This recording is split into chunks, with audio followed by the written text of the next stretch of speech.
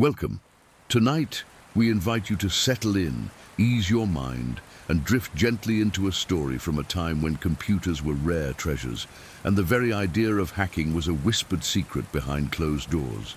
Imagine yourself stepping back to the 1980s, an era of slow dial-up tones, tangled phone lines, and the fragile dawn of digital networks. A time when early hackers, armed with little more than patience, curiosity, and a handful of crude tools, navigated a shadowy new world. As you listen, let the rhythm of their lives, the endless hours spent listening for elusive beeps, the cautious thrill of unseen networks, the constant tension under watchful eyes, lull you into calm reflection. This is not a story of flashing screens or cinematic heists. Instead, it is a measured journey through the quiet, often frustrating daily grind of those who dared to explore the invisible threads connecting machines. So, imagine yourself there. The slow, methodical tapping of keys, the faint static over a phone line, the soft glow of a green phosphor screen in a dimly lit room. And breathe. Let us begin. Imagine a small, cluttered room. The low hum of a bulky desktop computer fills the air, accompanied by the occasional sharp ring of a landline telephone. It's the early 1980s, and your world is a far cry from today's instant, seamless connections. Here, every byte of data you can access is precious, fragile, and fought for with effort and patience. At the heart of this world is the modem, a slow, moody device that connects your computer to the wider network through telephone lines. When you lift the receiver, the line crackles with anticipation. You listen intently to the modem's song, a series of beeps, squeals, and hisses, each tone carefully negotiated between two machines trying to establish a connection. This process, known as dialing up, could take minutes, and every failed attempt meant hanging up and starting again. Picture the strain on the fingers as they hover over the keyboard, ready to seize any opportunity. There were no broadband connections, no Wi-Fi. Every byte had to be coaxed across the fragile wiring of phone networks designed for voices, not data. The slightest disturbance, a noisy line, a competing call, could sever the connection instantly. Now imagine the tools at your disposal.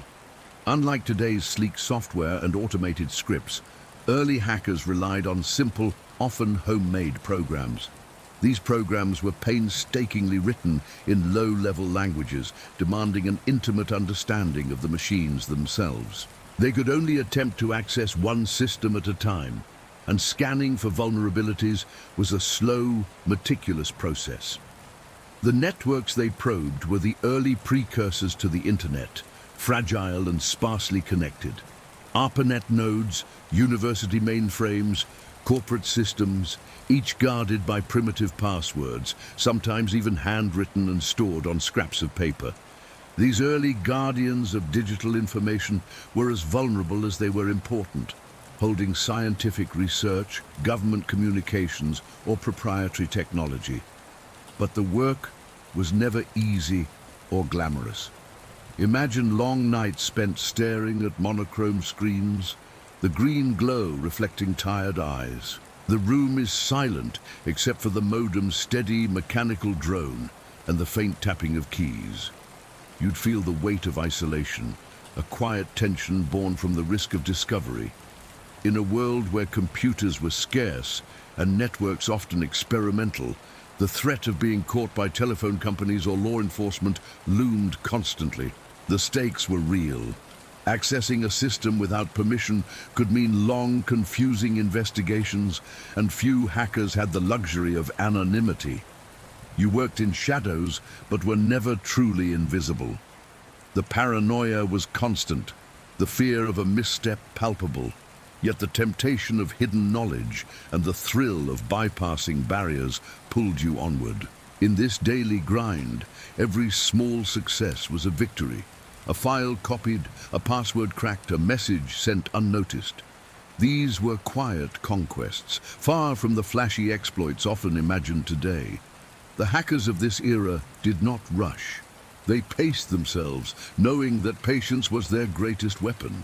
So as you imagine yourself in that cramped room, listening to the cadence of dial-up tones, remember the rhythm of their lives. It was slow, repetitive, and sometimes frustrating. But it was also the foundation of a new digital frontier, the earliest whispers of a world that would grow to connect billions. And now, with this sense of the daily struggle and environment, let us gently turn to one of the most compelling figures to emerge from this time, a man whose story would come to embody the paradox of the 1980s hacker, Kevin Mitnick. Imagine yourself now stepping into the shoes of a young man growing up in the late 1970s and early 1980s, a time when the digital landscape was still uncharted territory. Kevin Mitnick, born in 1963, was not unlike many others with a fascination for puzzles and technology, but his curiosity was profound, fueled by an insatiable desire to understand the hidden workings behind everyday systems. Picture a teenage Kevin in a small suburban room filled with the soft glow of monitors, stacks of manuals, and phone lines snaking across the floor. His world was one of endless exploration, but not in the physical sense. Instead, his playground was the invisible realm of phone networks and computer systems, fragile and open to those who knew where to look. In those days, the telephone system was a marvel of engineering, designed for voice but ripe for exploration. Kevin became adept at phone phreaking, a practice of manipulating the phone network to make free calls or access restricted lines. Imagine the thrill of listening closely to the tones of a payphone, decoding their signals, and then reproducing them with a simple whistle or homemade device. It was a game of patience and skill, where a single mistake could alert authorities. But Kevin's talent soon extended beyond phone lines. His fascination with computers led him into the world of hacking, where the goal was not mere mischief, but a deep understanding of systems and their vulnerabilities. He was a master of social engineering, the art of persuading, deceiving, or tricking people into revealing passwords or confidential information.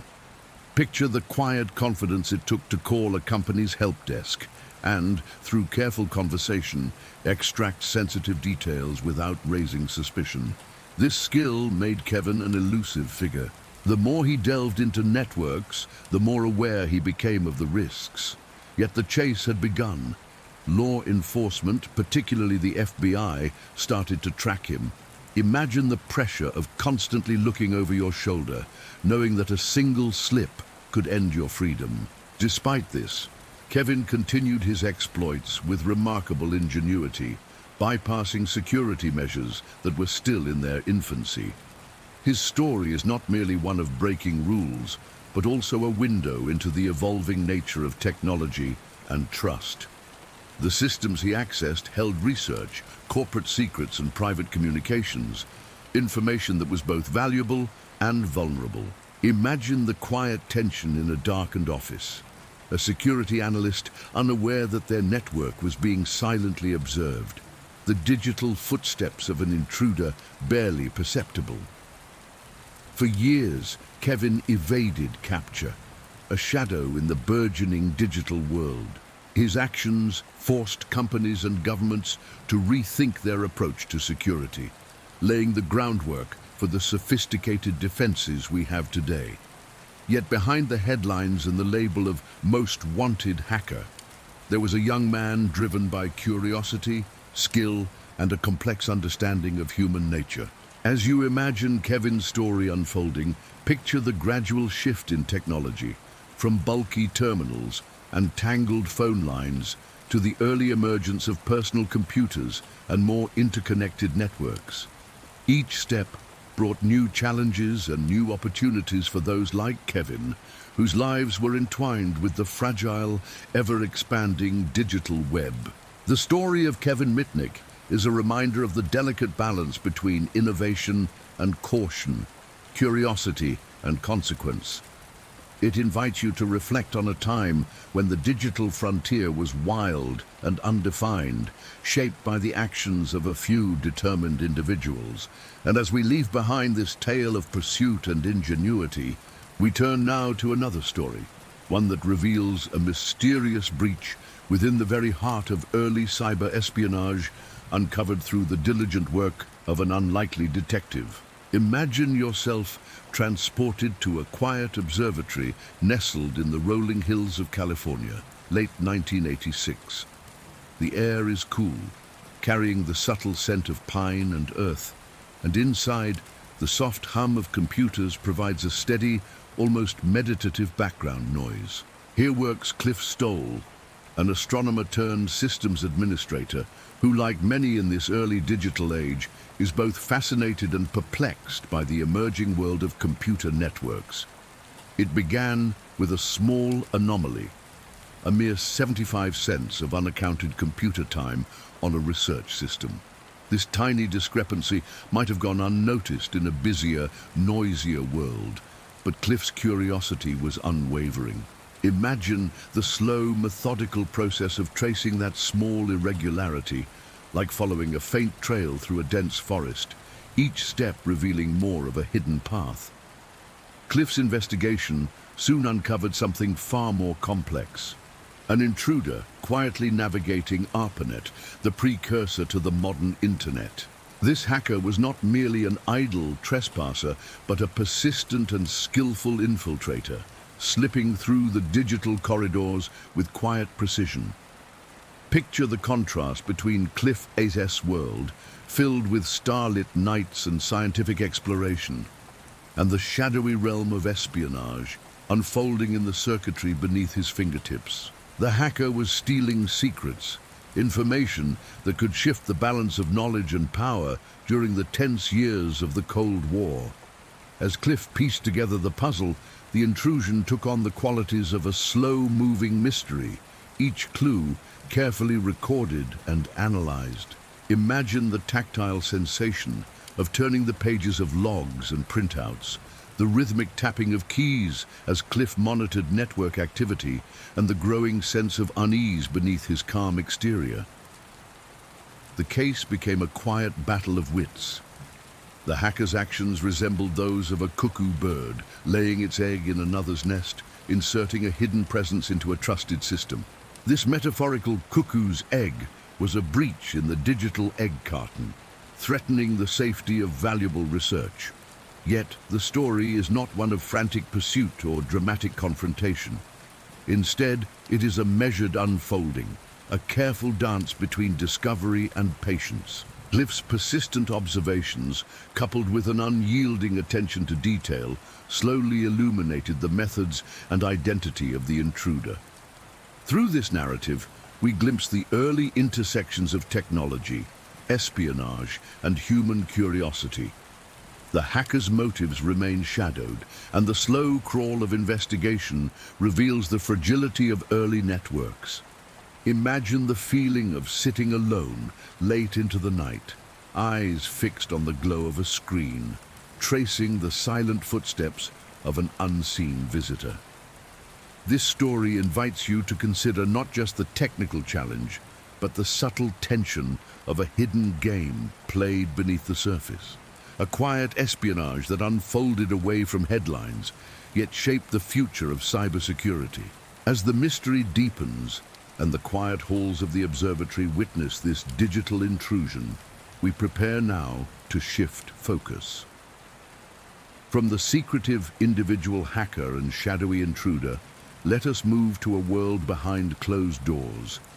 The government agencies and elite cyber units, whose quiet, relentless efforts formed a hidden front in the Cold War's technological arms race. Imagine yourself stepping quietly through the doors of a nondescript government building during the height of the Cold War, sometime in the early 1980s.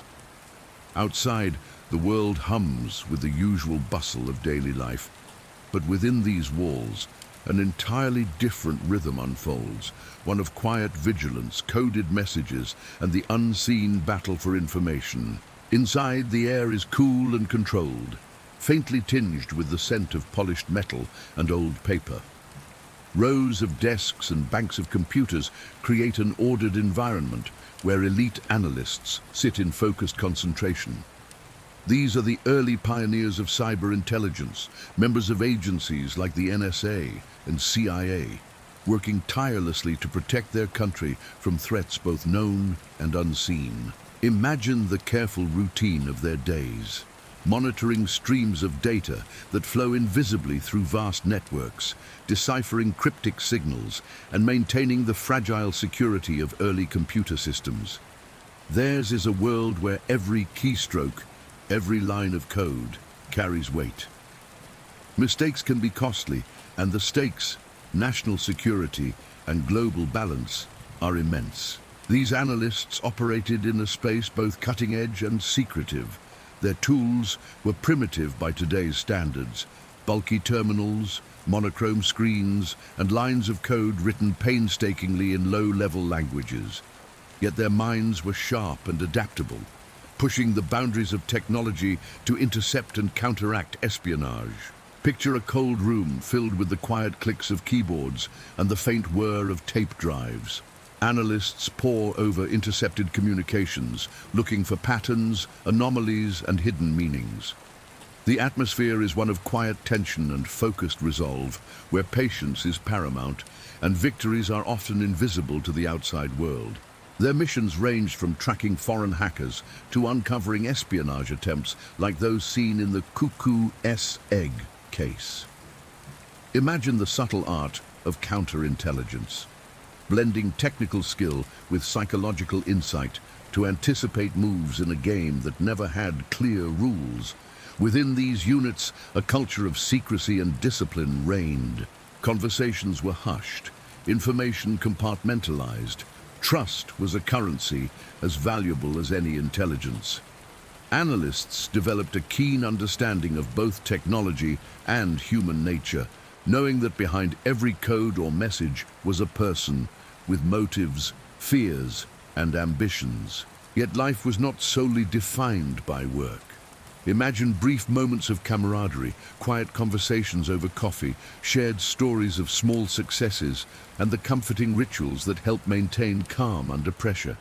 The weight of responsibility was balanced by the bonds forged in this hidden world. This glimpse into government cyber units reveals a unique chapter in history, one where technology and espionage converged in the shadow of geopolitical tension.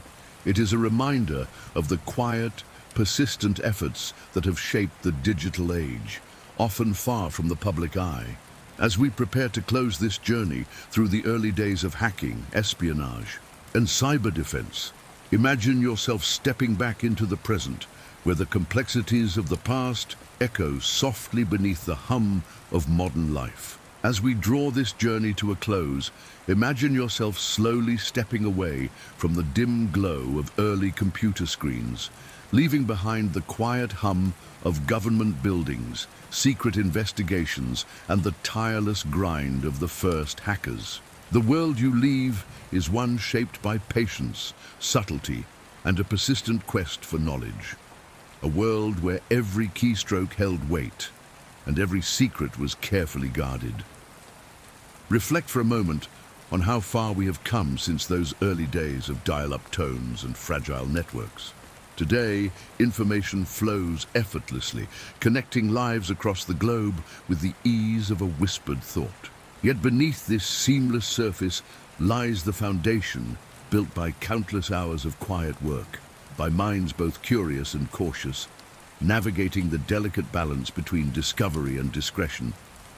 Imagine now the comforting contrast of your own space. Perhaps the softness of your pillow, the gentle rhythm of your breath, the quiet stillness that invites rest. The struggles and stories of those who came before settle gently behind you, like pages closing softly after a long tale. In this moment, allow yourself to drift, carried by the steady, soothing cadence of history's unfolding. Know that you are part of a vast, ongoing story, one that connects past and present, shadow and light, mystery and understanding. As your thoughts slow and your eyelids grow heavy, may the calm of this journey remain with you, a gentle lullaby of knowledge and reflection, guiding you softly into peaceful sleep. Good night.